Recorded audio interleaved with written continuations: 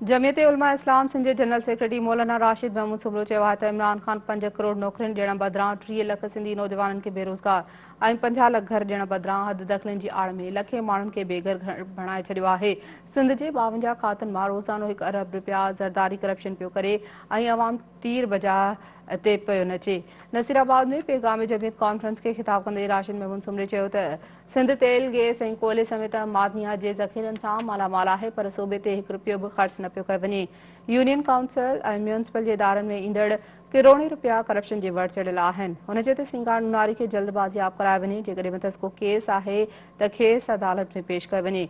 संदसि चवण त इमरान खान 5 करोड़ नौकरियूं ॾियण बदिरां 30 लख सिंधी नौजवाननि खे बेरोज़गार ऐं 50 लख घर ॾियण बदिरां हद दख़लनि जी आड़ में लखे माण्हुनि खे बेघर बणाए छॾियो आहे।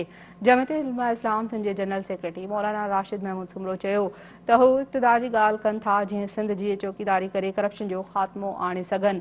अवां साथ ॾियो त सूबे खे वॾेरनि नवाबनि ऐं जागीरदारनि मां निजात ॾियारिजे।